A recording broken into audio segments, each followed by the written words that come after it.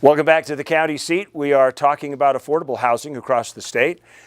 This is the discussion part of the show. We hope you're up to speed on how broad this problem actually is, and with Utah being one of the more expensive places to buy houses in the country right now, it's time for a discussion. Joining us for our conversation, Tara Rollins, who is the Executive Director of the Utah Housing Coalition, and from Grand County, to show that this problem is statewide, Vice Chair of the Grand County Council, Curtis Wells. Thanks you for joining us. Curtis, thanks for making a long trip up here. Absolutely. Thanks for having me. You bet.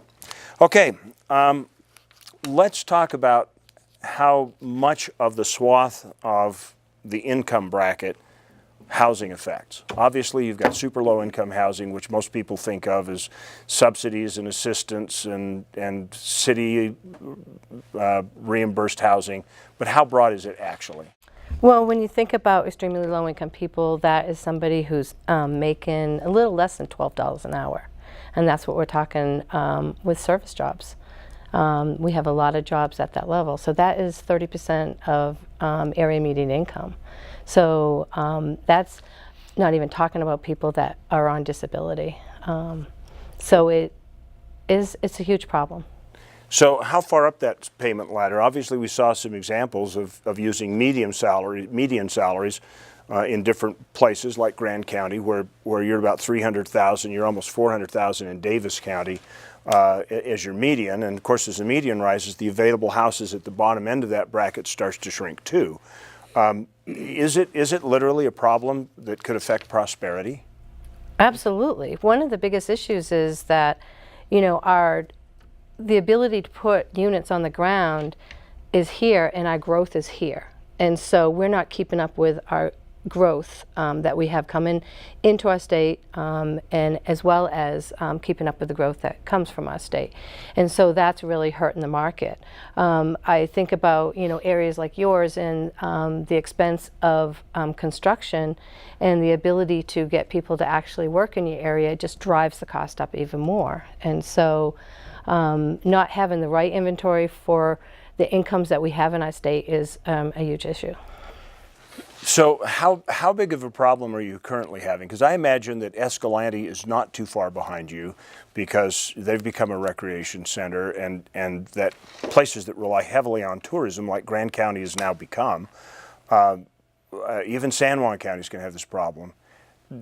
Are you actually not able to expand business because you can't get seasonal employees?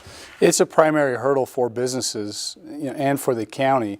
Larger than 80% of our economy is tourism, and where supply is not keeping up with demand, it's creating a lot of issues. The average income in Grand County for a household is $56,000. The average median sales price for a home is $329,000. That was in 2017. And so the problem is that the gap is actually widening. Growth is not keeping up, in terms of inventory with the need for employees and workforce housing. So who's buying all the houses? Well, in Moab and in Grand County, it's second homeowners, vacation homes, on the topper end of the scale. And that's where the attention and the demand is for construction companies and investment in Moab.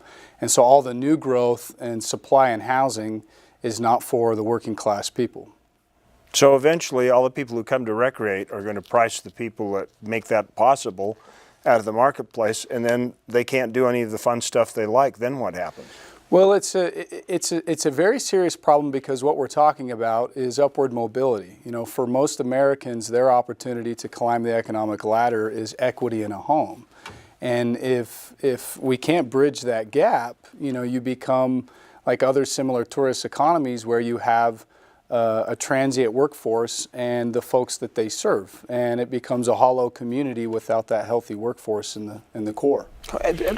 Yeah, go ahead. I think another issue is that, I really feel the state needs to do better preparation, because we spend $22 million on advertising for tourism. And so that's to bring people to our state. But yet we're not working on the infrastructure that is needed to make sure that people have a good time. And I think sometimes we're not asking the right questions. Whose bottom lines are gonna hurt if we don't have housing? Well, right now, I bet you your bike shops down there do not have the bike mechanics that are needed to be able to rent the bikes on a consistent basis. Well, that's going to hurt some of the bigger companies that their bikes are down there. So like Trek, Cannondale, look at the Razor, look at the four-wheel drive. I mean, all those, they need the support system. So why aren't we asking the question, how can you partner with us to make sure our community is whole and your bottom line is strong too? Yeah, so one of the biggest issues here, at least in Grant County, is we're roughly 95% public land. And so there really is a limited amount of developable land within the Moab Valley. And so the businesses, the private sector, they're going to react and respond and provide housing for their employees when they have to. And that's happening in Moab. We're seeing that. It's still not going to mitigate the solution for the entire community. And so we're in an exercise now, we're exploring what options do we have as a public sector, as a community, to help mitigate the problem. So the average person would drive into Moab and they'd look at the area north of the airport and they say, geez, there's all kinds of land out here. Why can't you build a subdivision out here? You're saying that land's not available. Correct.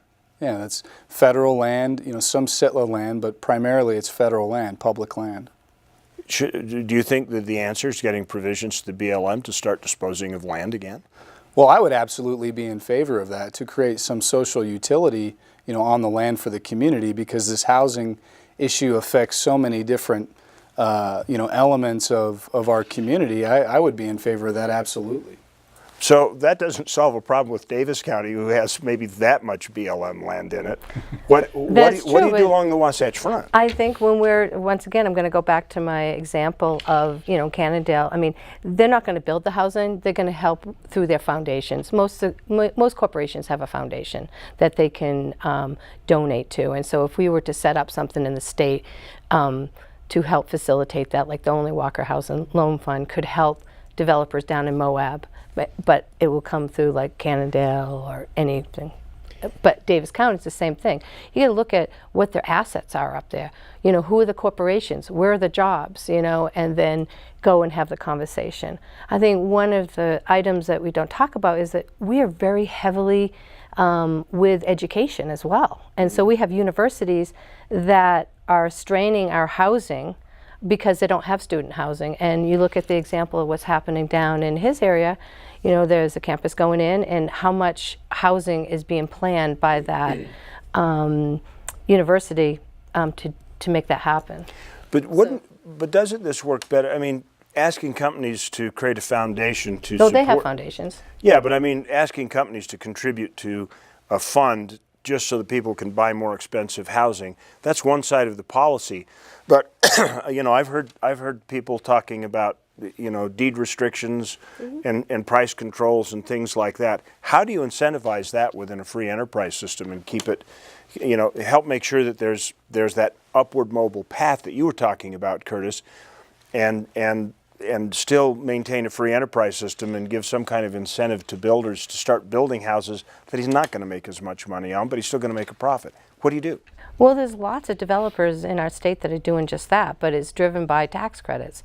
And there's only a limited amount of tax credits that we receive from the IRS, each state. And so how do we supplement that type of incentive, as well as, bonus densities, zoning? I mean, there's some definite things that are being talked about right now that could help that. But right now, the market's not working because of the supply. We can't get units on the ground fast enough.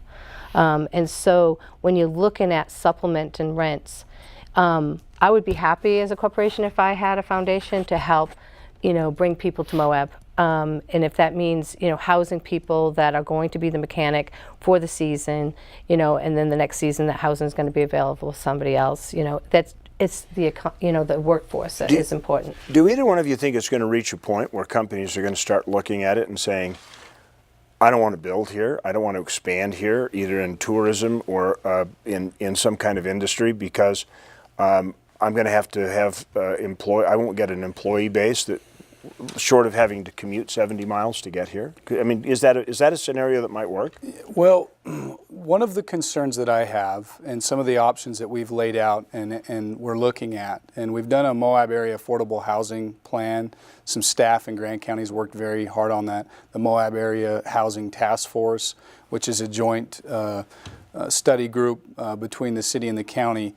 And assured housing policies is something that we're looking at. And really what that is it's a formula, and it's to set a limit where, say, if a hotel or a large business is coming in to open up a hotel or one of these large businesses in the community, that they don't dump those demands on the community, and that there's some assurances that there's going to be a housing component to the development. And my opinion is those can be touchy things, because on one hand, you don't want to create an unhealthy business climate, because developers and business people, they have the luxury of going and developing elsewhere. And so I'm always a fan of the carrot and incentives, and that's what you were alluding to, is what can we do to keep a healthy business climate but incentivize these kinds of developments. And so in Grand County, one of the biggest challenges is that we're relying on a tourism economy, and counties aren't structured to generate revenue from tourism as well as cities. So we do collect a transient room tax. There is a formula that goes back into the promotion of tourism that is important. We don't want to lose our market share. We're proud of what we've built, but it creates heavy demands on a county, that's operating through a property tax system. And so, being spread thin, how do we solve these problems? And so one thing that, while we're not cash rich, and we have our demands for our services are high because we have millions of tourists coming through a small community of less than 10,000 people, what we do own is land. The county owns land. And so something that the Grand County is looking at right now is, if we can close that gap to make a project pencil up by providing the land piece in an equation, how do we structure a public-private partnership with a developer so that those units can come online in the market, and we've done our job to implement that utility for the people? Well, we've covered a lot here, and we've run out of time. So I'm going to invite you at home to join us on our Facebook page, or more particularly our YouTube channel, because we're going to continue this conversation there for a few more minutes. We thank you for participating. We'll be right back with some closing thoughts here on the county seat in just a minute. Welcome back to our online continuation of our conversation on affordable housing. There's just more than we could get covered in the time we had on the air, so we're going to continue, again, introducing Tara Rollins and Curtis Wells, who've joined us from the Utah Housing Coalition. I had to get that right, Tara. I have a short memory. Curtis is with the Grand County Council, who's the vice chair. So we left with Curtis talking about public-private partnerships. Counties have some resources, but eventually you run into a problem, because like Salt Lake County is almost fully landlocked at this. There's not much. They have the same problem in Salt Lake County that Curtis has in Grand County, is there's not that much land left to develop. So what happens when you bump up against that? Because I see the county building an affordable housing component. People are going to buy those houses, then they're going to want to sell them, and then pretty soon what will happen is they're going to ratchet up if the demand for housing continues. So I don't know how you find a fair way to actually keep that entry-level house for somebody to get in and spring out of to start their career forward. I mean, I've got one daughter who's fortunate that she started making a lot of money right out of college. My other one, she's struggling, and she can barely afford to rent. How's she supposed to save money to buy a house? So, these are all real questions. So let's talk about maybe some of the other components to this we didn't get to. And you mentioned education's one of them. Well, definitely education. We're talking about attracting, businesses to our communities. And one of the things they do ask is, how are our schools? Is there housing for my employees? So when you look and take a deep dive into the school system, I did a little research before this, and I was really shocked that the Nebo school system has the most homeless children. I was really shocked.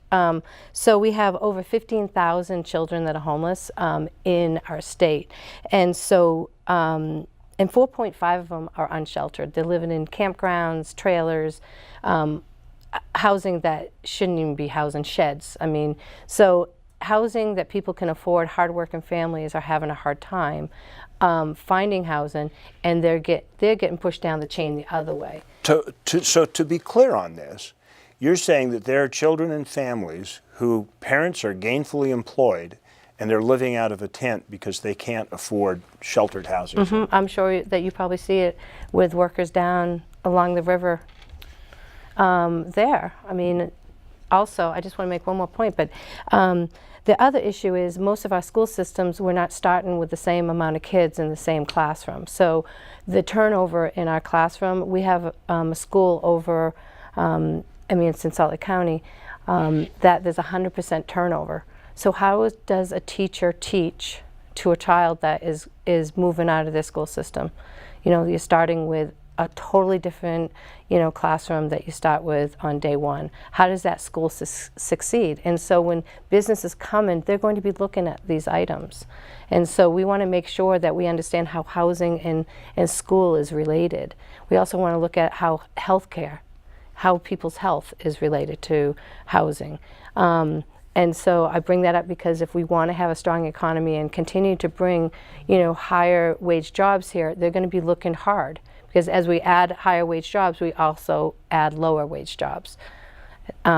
It's just the nature of the beast. So, I'm glad you touched on that, Tara, because we often talk about the challenges of businesses and their ability to retain employees. But when you're talking about, like in Grand County, nurses, school teachers, police officers, sheriff deputies, EMS, those core essential services for the community, if they're struggling to attain affordable housing, then the fabric of the community really dissolves. And it is an issue that touches all ends, but when that gap becomes so wide that your core essential services that keep the community running, when they're struggling, you've got a real problem. Well, a personal note on that is that there's a tourism director from another part of the state who's run a very successful tourism program, and when you recently had a tourism director that retired, was very interested in taking her credentials and applying for the job in Grand County because she thought that would be a great career move. And then she got looking into it, and she said, even with the pay increase I would get, I can't afford to move there based on where I am. So she actually withdrew her nomination for the job. Mm-hmm. Fortunately, you had somebody skilled that already lived there, apparently. So, I mean, I can see that those core services can be a huge problem. You're both nodding. So, what are some of the paths that we can take? I mean, do we get to a point where we've got rent control, or we've got, you buy this house and we're going to sell it to you at a good price, but you can only sell it based, the deed restriction says you only get to sell it based on inflation. Right. Does that happen anywhere? It is happening across the country. There is deed restricted housing. I think one of a great example in his area is self-help. Yeah. And also we have the straw-built homes that has the ability, they have to be income eligible, and then depending on how long they stay there, they can sell it. But the equity, some of the equity would go back to the program depending on how long they stay. So that's a great program. There's also self-help across the state. And so it's a really important program that we make sure that our senators and our representatives understand that we're using this program. We're like the #1 state in the country that's utilizing this program to the max. And so we have several different agencies using that model. I think also we need to start thinking outside the box in terms of, developers want their bottom line to be healthy. I get that. I mean, they're striving to make the most money. But at the same time, really, I think people in our community, our policymakers need to look, is that the best for us? Because it's pushing people out of the market, it's pushing them down. So how can we look at housing that is a little bit more creative? In years past, manufactured homes was an answer. We have so many people living in manufactured homes right now, and it's unsubsidized, but yet it's not a popular inventory. But we need to make sure we maintain that. So one of the things that we've been running this week in advance of this show on our social media channels are all these different designs for inexpensive housing, where they're printing houses. I know, that's cool. And they're taking water pipes and making small apartments out of water pipes. I mean, these big concrete water pipes. And so we've been getting a lot of interesting reaction, mostly from millennials, because they think tiny houses are cool. But you know, maybe they think it's cool because that's the only thing they can possibly afford. But is that part of the innovation we're looking at? Is we're changing the way that we actually look at our abodes and dwellings?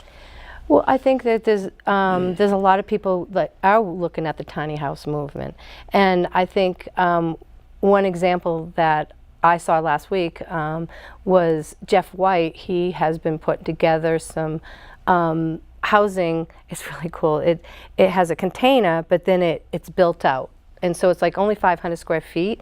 But what he's doing is he's taken all of what it takes to build that, and you put it in the container, and he can ship it to wherever it needs to be, and then the owner can build it. It's kind of like Legos. They can put it up in 10 days. So we went and kind of toured that, but that is an answer for the millennials. They want to minimize, and it is only $37,000 to purchase that. So where does that go? What does that mean for a city? How many can you put on a lot? You know, deed restricted possibly. I think the conversation is still open on how to use a product like that. So are we going to have to also look at changing our public land policy so that areas around cities that are controlled by federal land can actually expand that buffer around the city and move into those areas? Would that solve Moab's problem right now if you could open up some subdivisions north of the airport and set a program up that says this will be affordable housing and the county will participate? Well, certainly, you know, basic market fundamentals, an increase in supply of land would drive prices down, and that would be a solution that I'm, you know, a strong supporter for. I mean, in a county where 95% of your land is public and undevelopable, I mean, that's a direct problem for the issue. You know, another solution that we're looking at in Moab is there's a nonprofit that's a land trust, and the land trust receives a charitable donation, you know, in the form of land or capital, and in this case, hopefully land, and then they can then bid out to a developer to put in a mixed development or apartments or single-family homes, and so that's another avenue to close that gap. Some of the fear that I have heard with land trusts, though, is that we're taking very valuable agricultural land, putting it in land trusts, and it's coming back out the pipeline. And so what we're doing is we're gaining housing, but we're not sustaining the acreage to feed them. Yeah, no, that's a good argument. I guess to me that would be circumstantial. The scenario that we have in Grand County, I don't see that to be applicable. Yeah, I don't see a lot of tomato hothouses out north of the airport. But no, but I can see that being, you know, relevant to the issue. And there's only so much land, so we have to balance these, you know, needs by the community. Absolutely. And that brings up a really good point. You know, I think that we've missed out on some opportunities in Salt Lake County where, you know, people have passed away and the children don't want to maintain the farm, and so they sell the land, opposed to really looking at maintaining that as part of a farm and bringing housing around it, and, you know, having the farm piece be the central part of their community. A lot of people don't want to live on a golf course, but they'd much rather live on a farm, you know, be part of it. What a cool idea. If I had needed a bit of a green thumb, I might be interested in something like that. Well, you would hire somebody to farm the land, but you would be part of it. Can you imagine having your child to go over and work there and being part of, you know, and you go down on Saturday to buy your vegetables from your own community? I mean, it's kind of cool. So, you know, one more thing I want to get in is Tara mentioned, you know, developers and the private sector, they have to look after their bottom line. And I think it's, you know, I feel that it's my role as a public servant in Grand County to make sure that the county is doing everything we can to get out of their way and incentivize development to close that gap as much as possible. Because until we do that, you're arguably can be creating an unhealthy or a, you know, aggressive business environment, and they'll leave. And that's what we don't want that either, because we want them to, you know, to solve the problem. And so we're really huddling, you know, and telling our guys, look, let's look at every piece of property that we own, every scenario that we have, every incentive, every fee waiver that we feel like is feasible to you know, to incentivize a project. Once we go through that exercise, some of these other things that we're looking at, you know, they've got firmer legs, some of the more aggressive policies and stuff. Mm-hmm. But I really do think it's important before we put the problem entirely on their backs, you know, to make sure that it's a partnership and it's a two-way street. Definitely. I cannot agree more because it is a partnership. Thank you so much. It's been a great conversation. Thank you if you tuned over to carry on this continued conversation. This topic really is going to affect you whether you're renting or owning, because rent is very much related to what the real estate costs are around you. So, keep this dialogue going. We'd like your social media comments. Share this with your friends. Get them to watch it and have a conversation amongst yourselves and tell us what you think. Thank you for supporting the County Seat. We'll see you next week on the County Seat.